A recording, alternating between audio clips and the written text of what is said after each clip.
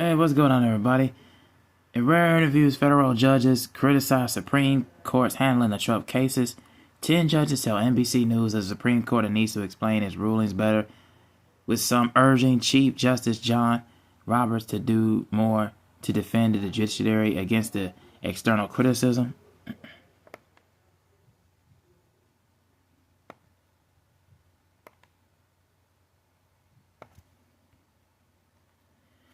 Federal judges are frustrated with the Supreme Court for increasingly overturning lower court rulings involving the Trump administration with little or no explanation, with some worried that the practice is underwhelming and the judiciary is at a sensitive time.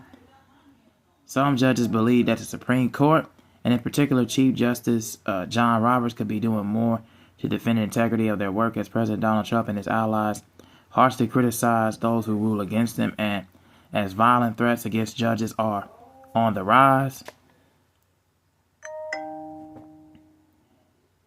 In a rare interviews with NBC News, dozens federal judges appointed by the Democratic and Republican presidents, including Trump, and serving around the country, pointed to a pattern that they had said has recently emerged. Lower court justices are handling contentious cases involving the Trump administration. They painstakingly research the law to reach their rulings.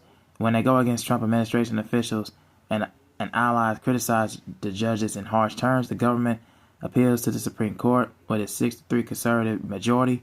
Then the Supreme Court, in emergency rulings, swiftly rejects the judges' decisions with little to no explanation. Emergency rulings used to be rare, but their number has dramatically increased in recent years.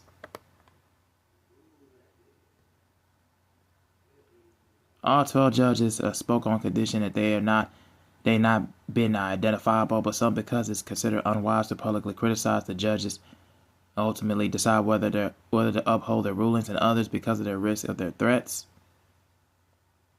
And as of June, the U.S. Marshal Service, which protects judges, had reported more than 400 threat investigations this year. There was steadily a rise of such threats in recent years, from 224 in fiscal year 2021 to 457 in fiscal year 2023, according to congressional testimony given by the Marshal Service.